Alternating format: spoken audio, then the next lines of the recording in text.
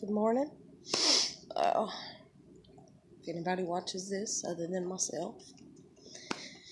And yes, I go back and watch my own videos occasionally. I used to watch all of them back, but yeah.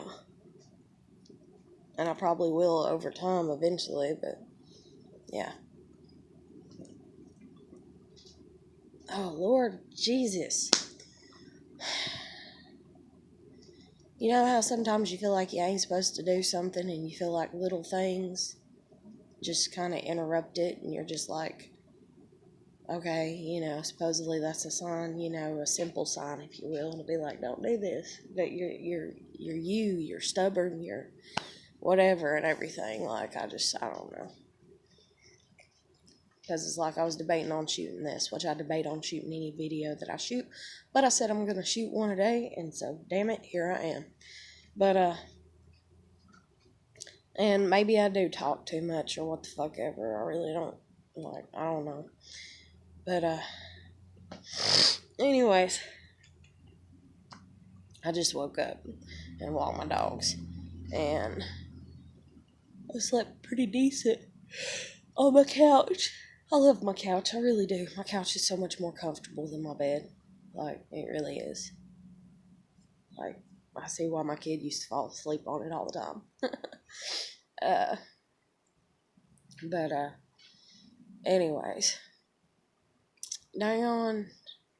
It's like I woke up and I had a epiphany or whatever, or just a thought or a reasoning or whatever you want to call it. It's like, I really must be like a rarity. I really must be fucking unique.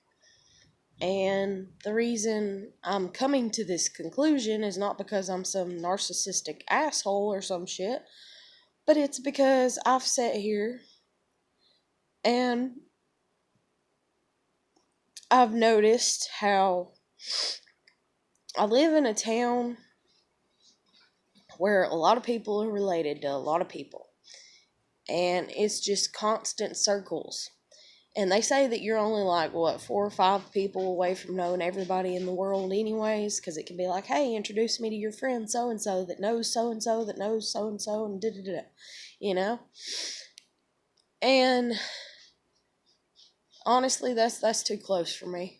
Like, I wish we had such a huge ass population on the face of the planet that was not the case. I wish I was 100 people away from knowing everybody on the face of the planet. That way, I would feel like I had some privacy or whatever. And so this is, and I might be wrong, I might not be that rare, but this is the way that, like, the epiphany, idea, thought, or whatever kind of came to me. I genuinely want people to be happy. I'm a good person for you to have in your life, whether you know it or not, whether you value it or not, whether you see it or not. Because I genuinely want you, if you're in my life, I genuinely fucking want you to be happy. No bullshit. I don't want you to be happy so I can crush it and take it away from you and then laugh menacingly. I don't want you to be happy so I can excuse myself for being jealous. I don't want people to be happy so I can have a sinful, jealous reaction, and that way I can feel good about feeling, mean or whatever. And I honestly don't know anybody else that's like me.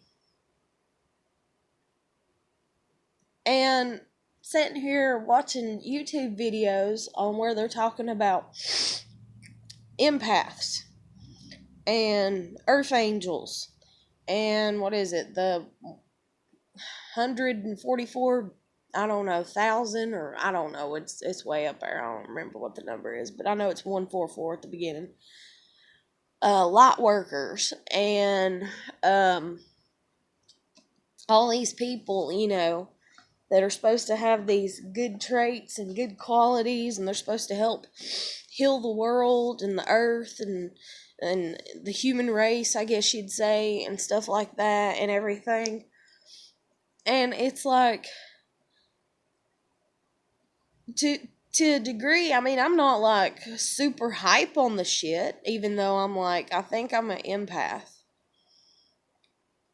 And like, I sometimes I can feel like I feel energies transferring from one person to another, or from one person to me, or whatever.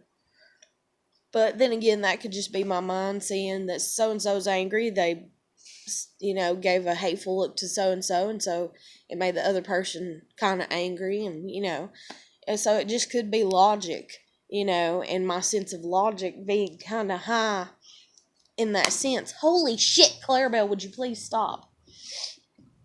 Please? My nerves are shot. I'm irritated. I just woke up. The heater is blowing right on me, baby doll. And you are... God, you're doing it again. Can you get down and do that someplace else? I guess not.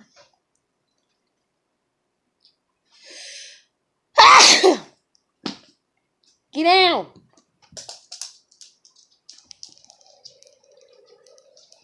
I'm very allergic to animals. I should not have them. I'm so allergic to them, but I love my animals. So I have my animals. And so every morning, this is what I go through.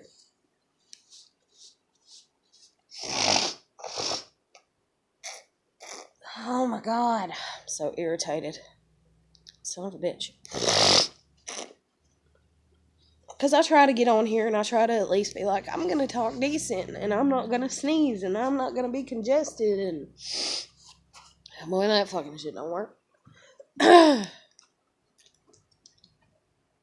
Don't you get down? Oh my God.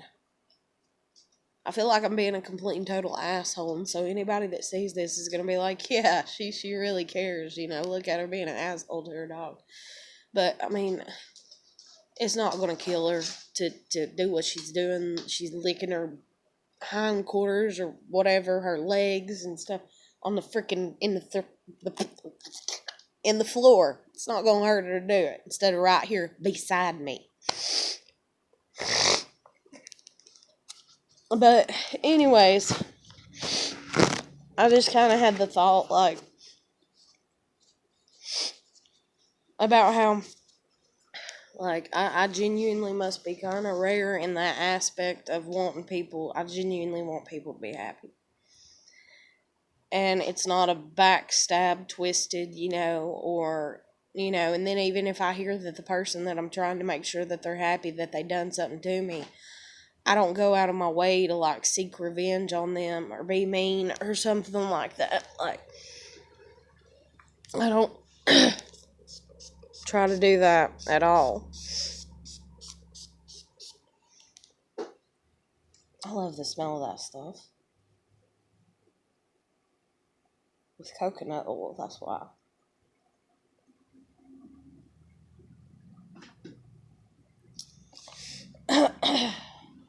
But, I'm getting sidetracked by every little noise that's going on by my dogs, because I'm like, oh God, did they jump on the couch? Like ADHD or something. But, I mean, I'm human, so I have human emotions, and, I go through the normal stuff and everything. And, it's like, what was it? It's like probably before 7 and 8, I had no idea really what jealousy was. Like, I thought, but I didn't really understand it fully. And I was so self-absorbed when I was that little. Like, it wasn't nothing to me. And then when I hit, like, 9 and 10, that's when jealousy started creeping in. I started getting real jealous of my sister because she's the golden child, so she can't do any wrong. I swear to God, she could murder somebody, and my parents would be standing there with a shovel and go, where do you want us to bury the body, honey? Like, legit. And if I was to kill somebody, they'd be the ones to call the cops on me and tell them that I need to be, sentenced to life in prison, or, I need the lethal injection, and I need to be killed for it. Like that's pretty much summed up in a short version of what the hell the difference is between a golden child and a scapegoat child. And either of those reactions from the parent, if you would, if that is the reaction, but that's basically, if you boil it down, what it would be, are not healthy reactions for the children. But so anyways, I discovered what jealousy was around that time. And then I think I was like 12 when somebody popped off at me. I think it was my grandmother, and she's like, "Why are you so jealous of your sister?" And I was like, "I'm not jealous, And then, like, I looked up jealous, and read more into it, and jealousy, and, and read into, I don't even know what words it used to describe it when I looked it up in the fucking dictionary, but I read up on everything dealing with emotions and anger, and I was like, I'm just angry. And then, the more I read into it and everything, I was like, shit, I am jealous. And then I was like, okay, I'm not going to be jealous of my sister anymore.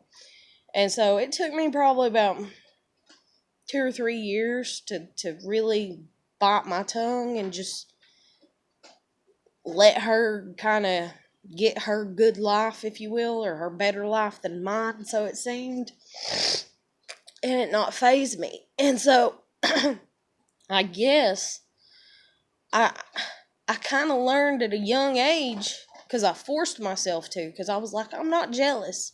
And then when I read up on it, and I was like, oh shit, I am. And then I was like, I don't want to be jealous. So I'm not, like, I try, like, I'm not normal jealous type person. Like, the closest I come to being jealous is probably if I'm with somebody. Like, I'm officially, in a relationship with somebody, and we are very committed to each other, and then they go and flirt with somebody. That's probably when you'll see me get jealous, But then even at that, like, it just depends on what the flirtation was, But, I don't know. I feel like the majority of people walk around and they have nothing better to do than to try to figure out how to make other people miserable. And that sounds really fucking pathetic and really fucking low. And really fucking low of me to even think that about people, because I would rather prefer to think good about people and that people are not like that.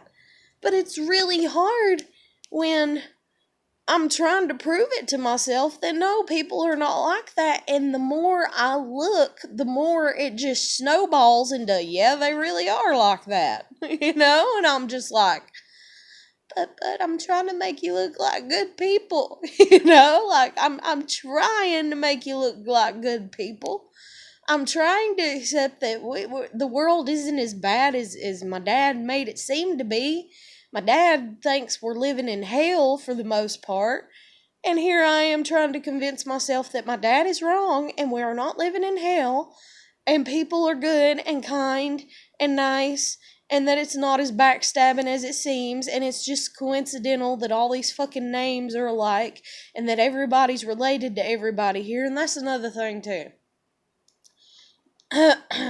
I know one set of my grandparents came from here, where I live. And I know growing up, my dad did not let us socialize with our family, with our kinfolk.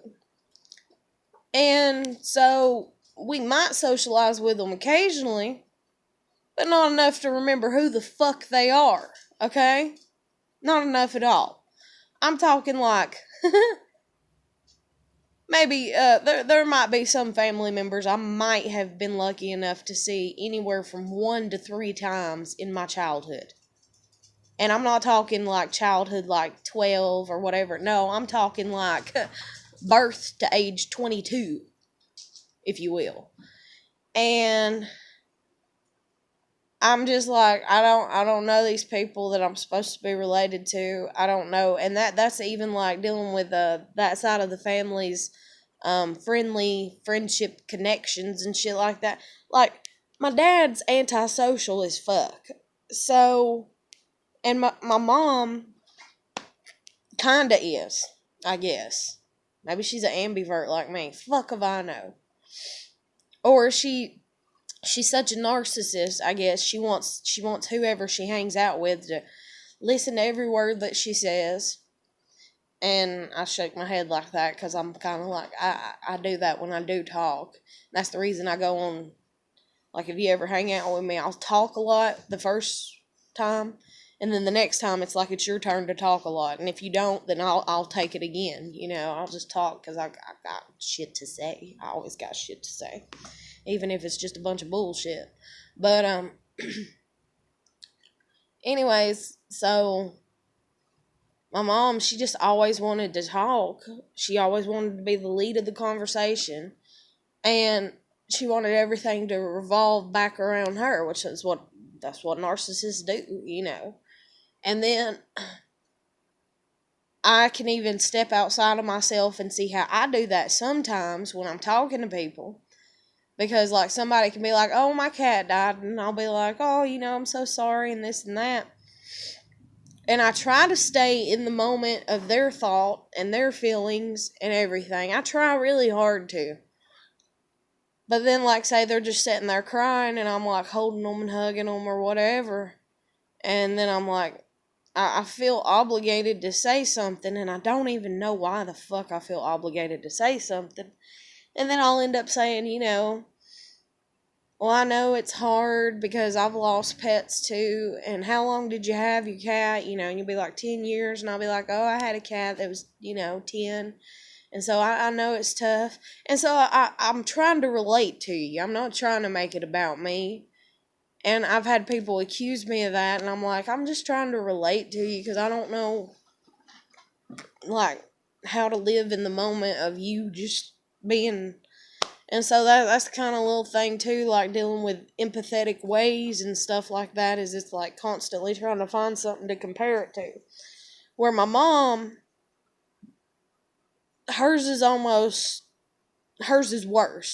She's got to one up you on everything. So you, like, say she was crying and it's her cat, you're like, oh, and then she's like, oh yeah, my cat, da da da. And you'll be like, oh, well, I had one too, I'm so sorry, I know it hurts and this and that. And then she'll be like, well, it really hurts because mine, and it's all, And so I don't know, man. I'm just a nutcase, I reckon. Like, I don't fucking know anymore.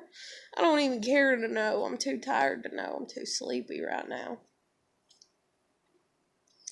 I was sleeping so good, I swear, I did not want to get up for nothing. I got up just to walk the dogs. How sad is that? That is all I cared to get up for. And then people are like, oh, that's because you're depressed. Oh, that's because you're sleeping a lot because you're lonely. Oh, that's because this. Oh, that's because that. And it's not people, but it's just like the knowledge that's out there about depression and shit like that. And it's like, yes, I'm depressed, but I feel like I can't really accomplish or do anything today, other than just because I'm so sleepy. And then, oh, you're so sleepy because you're lonely. Okay. Could it be sleepy too because I have allergies really bad? Could it be that I'm sleepy too because I had my first cup of coffee in, what, like a month, 3 weeks or something? And it wasn't just like little piddly ass coffee neither. No, it's dark roast. So, I mean, that shit was strong as fuck. Like, I had to put way more sugar in it than I wanted to. Like, I forgot how strong that dark roast is that I got. But, anyways, could it be that there's an underlying health issue too? Heart murmur. There's one thing, and I don't know how that affects your sleep and stuff like that, but still, it's a health issue, supposedly. But then again, it's not, because supposedly everybody's got a heart murmur nowadays. We have heart disease in the family, thyroid issues, sugar diabetes,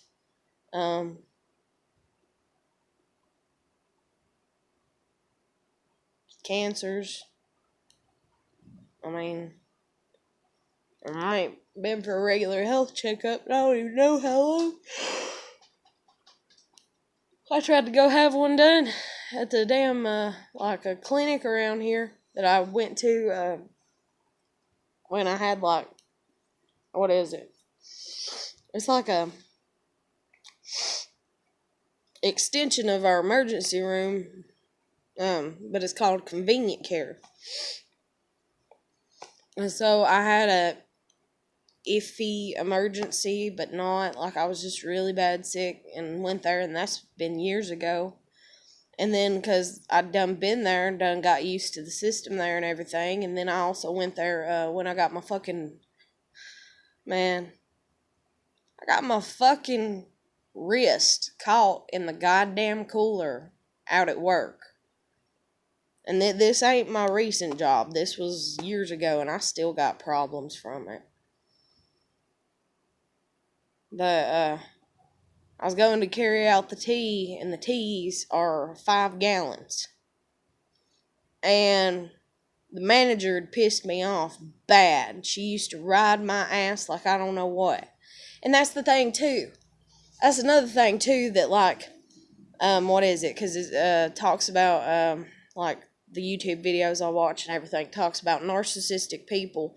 They can sense people that are empathic or that are scapegoated. And so once they read that you're a scapegoated person and they're a narcissistic person, then they're going to do that shit to you and everything. And they're going to just take advantage. And concluding most people, to survive the world, in all honesty, you got to be somewhat narcissistic. You know, you got to have some narcissistic tendencies. Damn. I don't know what the fuck just happened to my hand. That shit hurt. Like a damn nerve just shot off in it. But, maybe it's because I'm talking about my wrist and it's that wrist. But, anyways, this manager, when I first met her, I'd done been working there for a few months. She come in, and the day that she was there, like, was a slow day. So everything was pretty much kind of done. And I took my time sweeping the lobby because there was nothing to do. It was a slow day. And I was like, I'm going to sweep the lobby real good. So I was like pulling out all the chairs and everything, putting them back and stuff. And I was proud of myself. I was like, damn, the lobby looks amazing, you know. And I even pulled out the trash cans and stuff. And I swept and mopped and cleaned behind them. And got all the sticky stuff and everything, you know, off the window sills where kids put their hands and all kinds of shit and everything. And it was like her first day working with me, I think, or whatever. And whenever I went to go leave and clock out, I came back, you know, like brought the mop bucket and shit back. And she's like, Heather, she's like, I have to say, I've never seen somebody more dedicated or something another to their work as what I've just witnessed you over the past hour and a half or 2 hours or whatever. And she's like, I have to say you're a good worker. And she said, and I have to tell you that because you just look like, you know, you could, I don't know if she said use the compliment or something. I don't know what she said, but she's like, I just wanted to say that. I've been sitting here watching you. You know, and you really do your job good. And I was like, well, thank you. I appreciate that. And she's like, I hope you stay with this job. I hope you stay with this company, you know. And I was like, well, thank you, you know. I appreciate that. And so that was the first day working with her. Well, then over the next week, I guess, of working with her, or however long, because I don't know if she worked all the same days as me or not, but let's say a week's worth of days, I couldn't clean the lobby like I had that day because we were busy those days. And so I guess she chalked it up to me being lazy. And she chalked it up to me not being fast enough, at cleaning lobby as efficiently as I had before or whatever. And so she got to where she was kind of a little like hateful with me when she would talk to me from there on out. And so I realized this in my own mindset. I was like, oh, now she thinks I'm lazy. I was like, we've had this many customers, and every time I go out to the lobby, I got to come back because there's a customer. I got to help dip a plate because somebody don't know how to dip it. I got to help do this. I got to help this. I got to help that. Got to help. And now she's thinking that I'm lazy because, oh, I didn't sweep the floor as good as I did that one time, and I'm just like, so whatever, I don't even care. So I just chalk it up to shit, and go on about my life and go on about my work and go on about my days and everything else. And so I realized, we're going to have a problem. It's the best way to word it. And so we do. We have a problem. She starts riding my ass. And so she's like, do this, do that, do this, do that, do this, do that, do this, do that, and so I'm doing everything she's telling me to do. I'm like, okay. And I remember one day she asked me to do something, and I was out there in the middle of doing it, and like a customer got in my way, so I was out in the lobby. I think I was changing trash cans, and like they were literally standing there in line because the line was out, and I couldn't change it, and I wasn't going to be like, excuse me. And then I've been at other restaurants before where people are like, can you get the mop away from me? That's disgusting. So I wasn't going to pull out the fucking trash near these customers and have them bitch about it. So I come back and did a different job for a moment, waiting for the line to come away from the trash can so that way I could go out and change the damn trash. And then I grabbed a trash bag and I started to go out. And she's like, you still aren't done changing the trash? And I was like, no, because there was a customer standing beside it. And then she just looked at me like it was stupid of me to do that. Like she didn't understand my reasoning for not having it changed already. And I just thought to myself, I'm not getting cussed out by a damn customer and then being like, can you get the trash away from me? Because they're in that little snobby ass attitude, and I'm not going to risk figuring out if they are or not. Instead, I'm just going to let the shit slide and I'll change the fucking trash later. And so she popped off at me. And so, like, just stuff like that started happening. And I was like, oh my God. So I was just ignoring it, right? I'm just ignoring it. I'm just going about my day, trying to bite my tongue, trying to not say nothing. A lot of other people are complaining on her to the main GM, and telling him, hey, she's this and that. And he's like, I know. And then one day she gets on to me. And I've had my limit. And luckily he's there. The GM's there. And I go in there to him. I come around that damn corner of that fucking door so quick. I don't know what the hell he thought. Probably he was probably like, shit, she's mad. But I come around that damn corner and I said, can I talk to you? And he's like, yeah. And I shut the door. I said, do you want me to quit? I said, if you want me to quit, I said, you need to tell me right now. I said, because I'll quit. I said, because I ain't putting up with this. I said, she wants to sit there and she wants to get on me for this, that, and everything else. And I said, and I'm doing the best that I can. I said, I've always done the best that I can. That's what I do when I show up to damn work. That's what everybody should do when they show up to damn work. And I said, and I do a hell of a lot better than these damn teenagers that are showing up high as fuck and don't even know where the register's at, and it's in the damn drawer.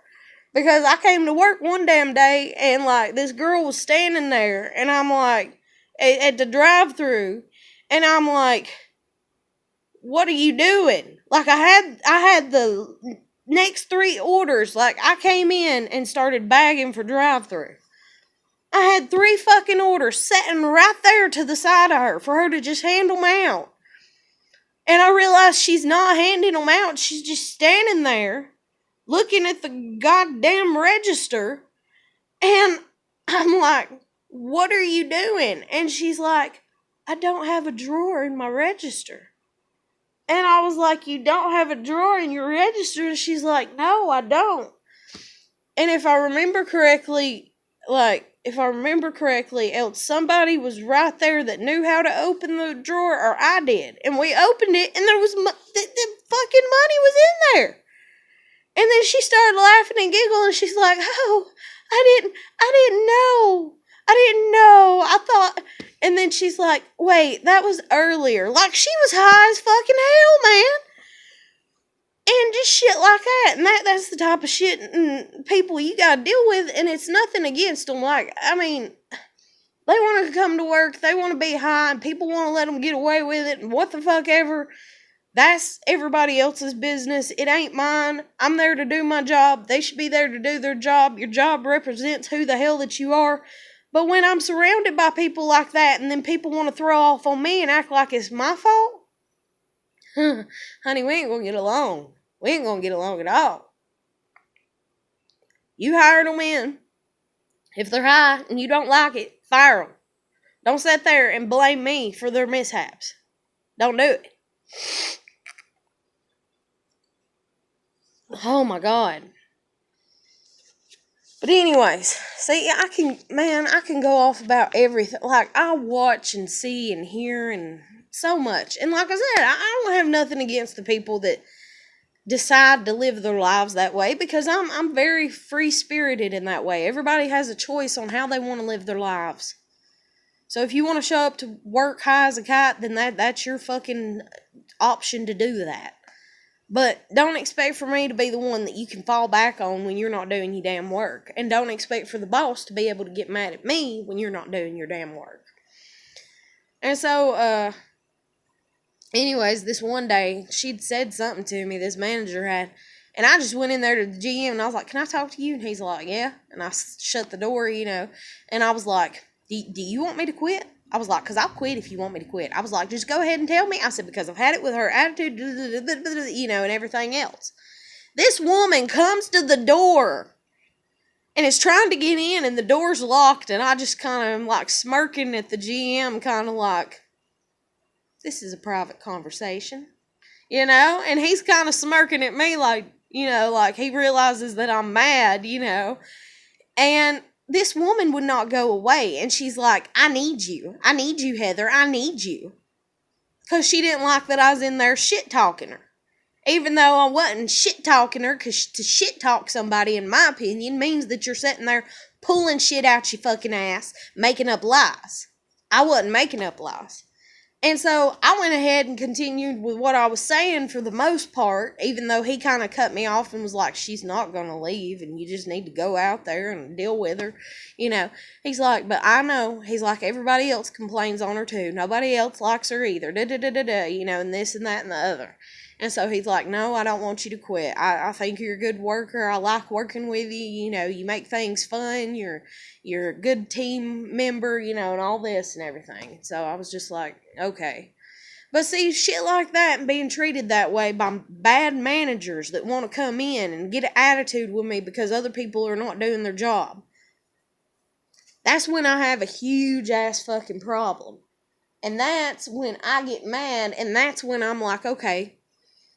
Because it only takes one person to make a job shitty.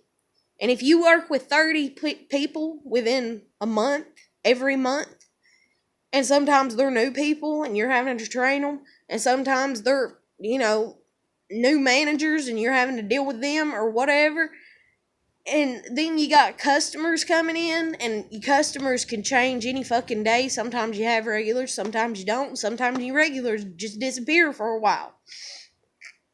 But it's very stressful. It's very stressful, to put it at the least. So anyways, one day this woman, I'm working with her, and she tells me in a smart-ass tone to go get the teas. After she just told me to, dip a plate, and I'm in the middle of dipping it, or whatever. And she's like, "Go get the teas. We need tea." And it was for drive-thru. I just went and got the tea for fucking lobby. I'm working lobby.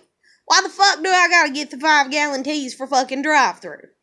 Because drive-thru's out of tea, and drive-thru needs tea. And little high kite there that was working there, the drive-thru that day, can't lift the tea. Last I checked, you got muscles, you got bone, you got all these organs and everything just as I got them. You was giving them just as I was giving them. Other than the only difference that is obvious to me is that you smoke weed and I don't. Why the hell can you not lift the 5-gallon tea? If I can lift it and I'm forced, it's part of my job, I gotta do it. It don't matter if it makes my back hurt. It don't matter if I spill half the fucking tea in the floor and then gotta take 20 minutes mopping the shit up because it's sticky as hell. If I gotta do it, why the fuck ain't you gotta do it? And that's the reason that I even just quit this job that I just quit, is because I cannot handle the people that get set up on a pedestal and treated a certain way while the others get treated like shit. So anyways, I went to go get the damn tea, and as I was going to get the damn tea, because she only needed one at the moment, but she needed more, brought up, I went in there, and what was it? I think right after that or before that was a issue with some lemon or something. Let's see. Trying to remember. Right before that, I believe. Right before that was out of lemon, supposedly. And I was like, we're out of lemon. And she's like, why don't you go get some from the cooler? And or this might have been another day. And I was like, I looked and I didn't see any. So she went in there and she's like, come here. And made me follow her. She's like, come here. Real hateful. So I follow her, what the fuck ever. And I'm back there. And she's like looking where the lemon sets. And see, she knows what shelf and where it typically sets. I have no idea. I just know it's on this huge ass shelf that's on this side of the wall. I don't know what shelf, and everything. So she keeps looking in this one area and digging. And she pulls a box or two out of the way. And there, sure enough, is the fucking lemon. And so she's like, oh, we don't have any, and everything. Just shit like that. But anyways, back to the tea incident. So I go to get the fucking tea, and I pick it up, and it's in this huge-ass jug. And I pick it up, and I'm like, how the fuck am I going to open the door? Because the door suctions really good. And if I try to push it with my back, I'm going to end up spilling tea because it's going to shake my whole body.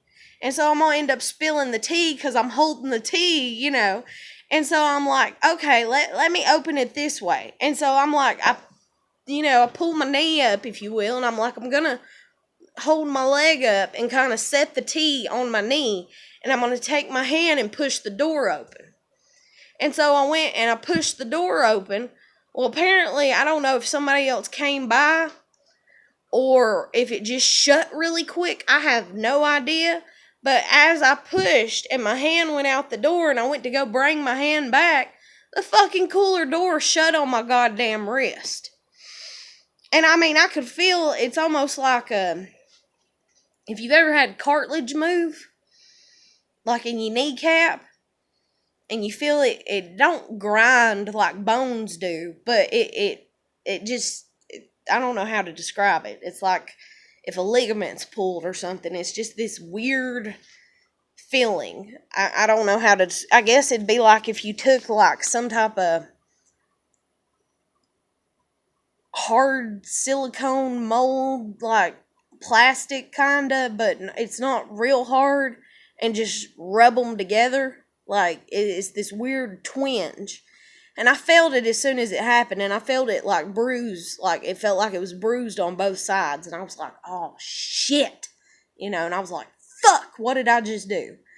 And then I ended up turning around and pushing the door with my damn back to get out with the fucking tea, took it to her, poured it up, tried to get her to pour it up, because I realized I'd injured my wrist, so I set it up on the counter, and she just looked at me, and I just looked at her kind of like, bitch, you told me to bring the tea up. You didn't tell me to pour the shit in, to kiss your ass. That's what's going through my head.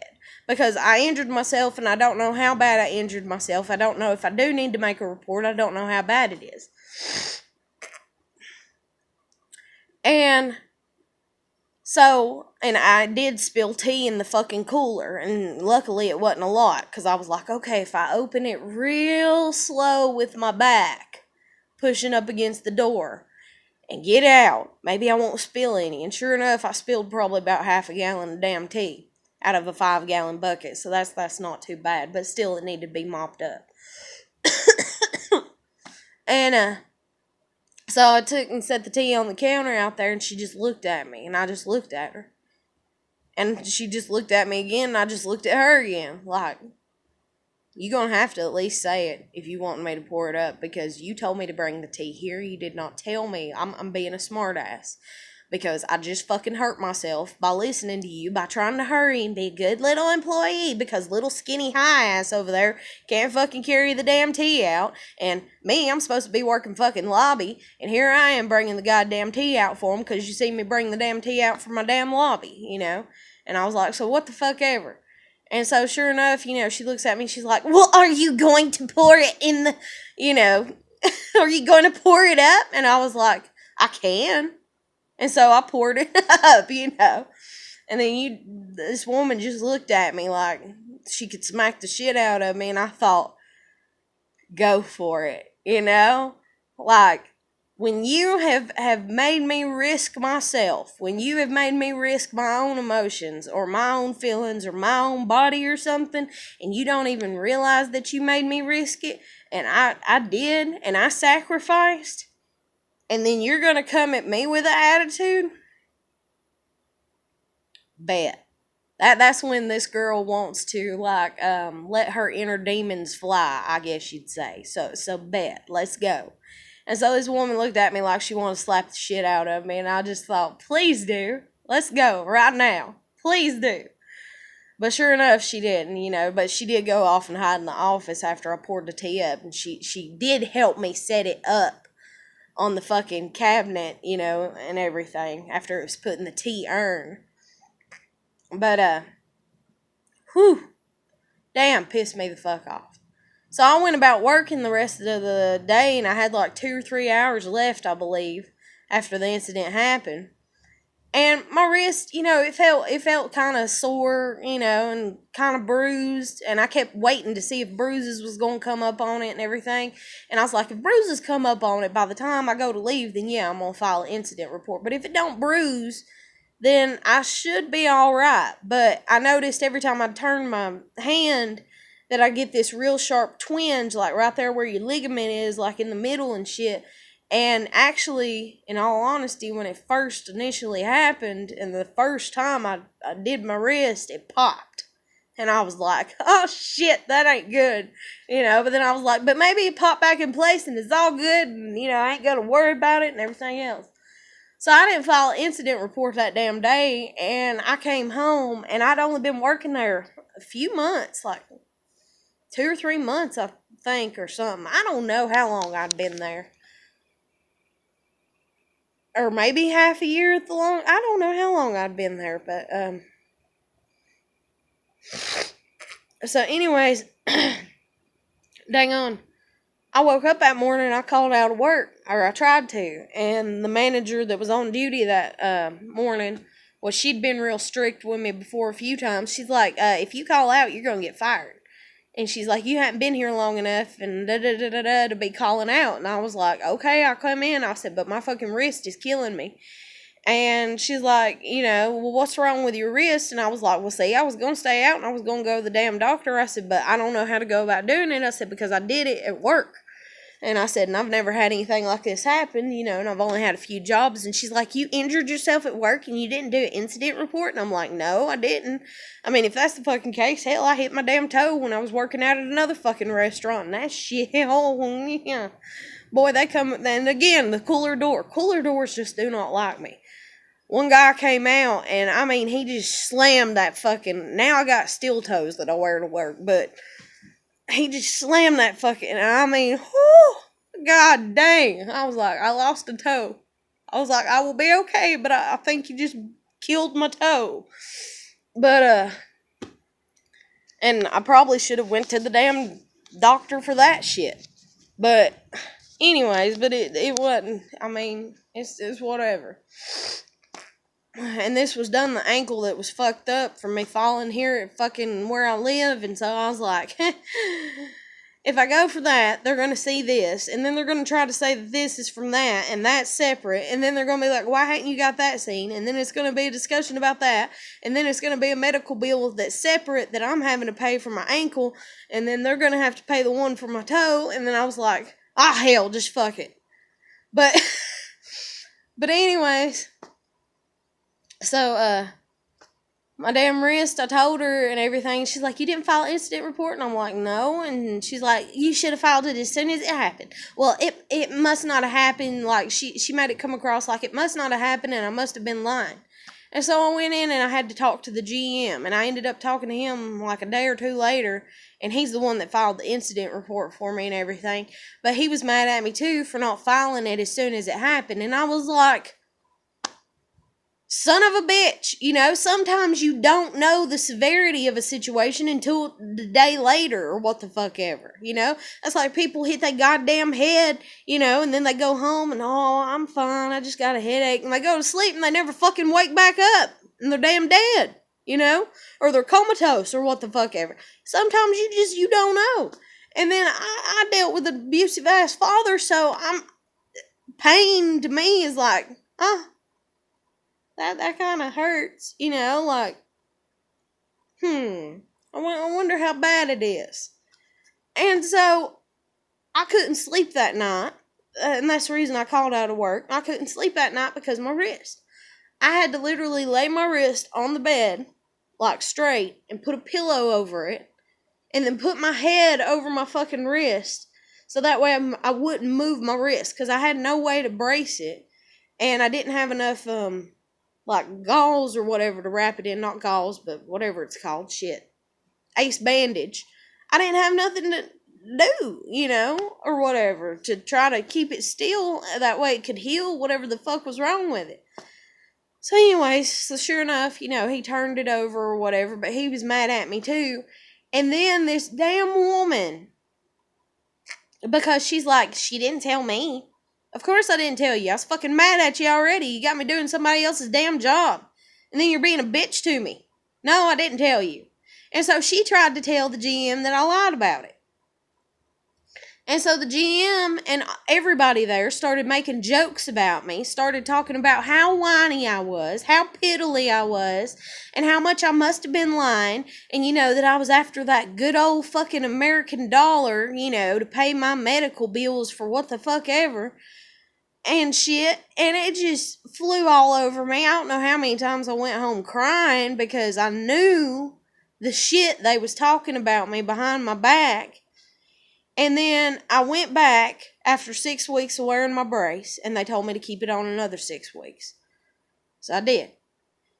And I was so excited in that second 6 weeks because I was like, I know I'm going to get it off. It's not that bad. It can't be that bad. It's not that bad. It can't be that bad. And I had to wear it another 6 weeks. And then even at that, I kind of bluffed on it and was like, yeah, it's good. It's healed. Because I didn't want to have to wear a brace again for another fucking 6 weeks. Because I was getting tired of wearing the fucking brace at work because it was really hard to do my job with the brace on my fucking arm. But the third 6 weeks, or I think it was the third 6 weeks, maybe it was just the second, maybe I was just upset because of the way they treat me. But after I came back in from what I thought was going to be the last time of me having to wear the brace, and I was so excited because I thought I was going to get the brace off. And then I went back into work and I still had to have the brace on. The GM, I remember, he looked at me and he's like, you still got it on? And I was like, yeah. And I was like, here's the doctor's note saying I got to wear it for another 6 weeks. And I said it just like that. And I was like trying not to cry because I hate being weak. Because I was taught to not be weak. And in that instant, he realized that I wasn't faking, and that I really had hurt my wrist. And it really pissed me off that it took him that damn long to realize that no, I'm not faking about it, and it hurts. And the thing is it still bothers me to this day on occasion, and I can't bend my wrist all the way like I used to be able to without it kind of hurting. And I gotta live with that for the rest of my life. So no, it wasn't funny It wasn't cute, you know. And even the damn doctor, when I asked her and I was like, what's wrong with my wrist? Did I break it? She's like, no. She's like, you just squished it really bad. Really bad. And so that makes me think, in all honesty, that maybe that woman was behind the damn door, because I don't know what made the door shut the way that it did. I thought I had enough time to get out. And that really makes me wonder if that woman slammed the goddamn door on my fucking wrist. But I can't guarantee that that's the case. But it makes you wonder, it makes you paranoid and shit. But, man, I've had a hellacious life. Like, I'm trying not to cry about it, because it's been years ago, and so I've done got used to the shit I'm gonna have to deal with forever and a damn day. And then this guy, like, he says there, you know, this GM or whatever, like, we're friends on Facebook and stuff, and like, I've always, you know, but just like everybody else, you know, everybody's got their favorites, and that's the thing, is I've not found a job where I'm somebody's favorite, I reckon. And I don't find it fair that, you know, other people can have jobs and they can be favorites to whoever, you know, and stuff. And I don't know. And just seeing people be happy, and it's not that I'm jealous, but it's just like, I just want to be happy. And then that's like even living here in my damn apartment and everything. I've tried to be happy, and the landlord has just constantly had something to complain about, it seems like. And the things that she's complaining about are the things that I'm living with and in or whatever, and I'm just like, if I'm not complaining about it, then why do you have to complain, you know? And so now I'm sitting here and I'm like, I have to move when my lease is up. I have to. Like, I can't stay here anymore. Like, I tried forcing myself, thinking that this was going to be a good home, tried to force that into my mind, even though I knew from the beginning it wouldn't be a good home. But I tried. And I've tried for 4 damn years to make this place a good home, and it is not a good home. The other apartment complex was a better home than this damn place is. And that's pretty sad, because I had this Hispanic stalker that tried to break in the door twice. And, I mean, I just... And I called the cops out, and they're like, oh, you know, well, we can't tell any evidence of this and that and everything. I called them out the second time. The first time, I didn't. The first time, I kept hearing the doorknob rattle. It was late at night. My kid was asleep, and I was up watching TV.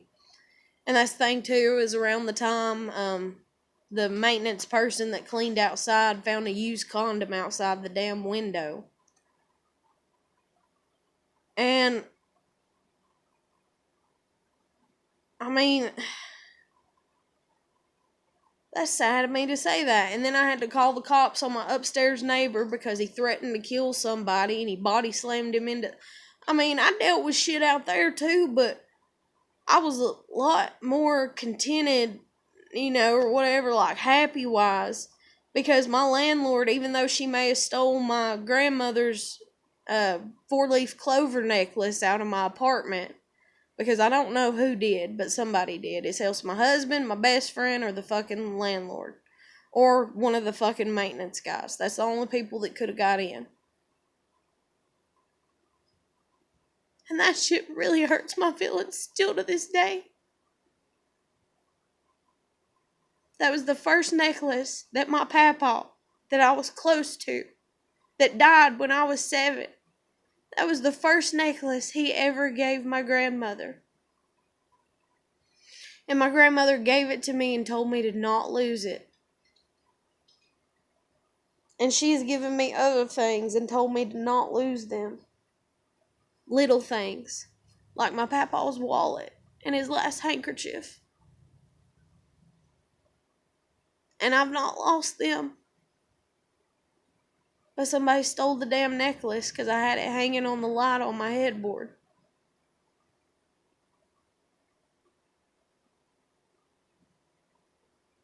Because That's an obvious place to have it. That way I know it's not lost. And then I look up one week to go to put it on, and it wasn't there. And I tore the whole bedroom apart. I even took the mattress and box springs off the bed. I even undid the fucking frame to the bed. I searched everywhere for that necklace.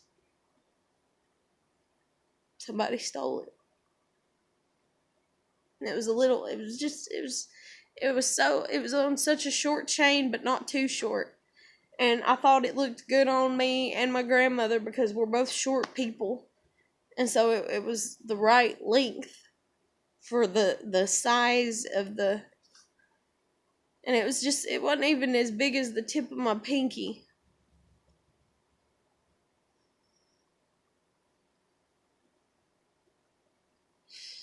And to know that my papa got that for her.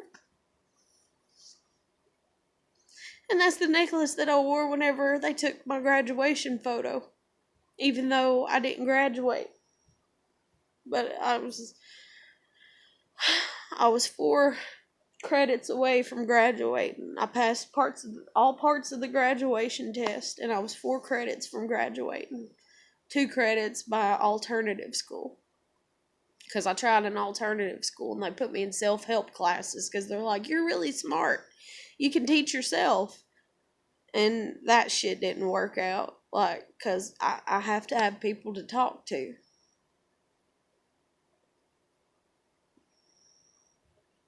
But this video is really long, and I got so sidetracked. I did not mean to talk about the things that I did.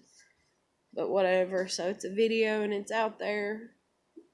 And I'm going to try to not cry anymore. And that's another thing, too, is I sat on the floor and cried last night. Because I miss my kid.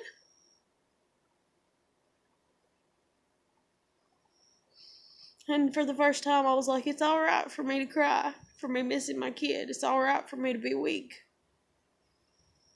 And then I picked up the last book that I read to her. Which is the last book that I bought for her. I mean, I bought her several books last time we went to book fair. But it's Casper the Titanic Cat. And she dressed up as the Countess Kondensky out of it. And I read the first chapter of it last night to myself. Crying the whole fucking time, of course. But y'all don't even know. Like, people don't even get what it's like to not be happy. Not because you don't try to be happy, but because people treat you shitty and dirty. But I'm gonna end it here. So, anybody that wants to see me complain about my life, at least know that you're not the only one going through hardships and hard times and stuff. At least maybe I can do that for somebody. You can comment, like, share, or subscribe. And in comments, you can ask questions, or we can have a conversation, or you can write me on my messenger on Facebook. But I'm gonna end it, so I'll catch you later.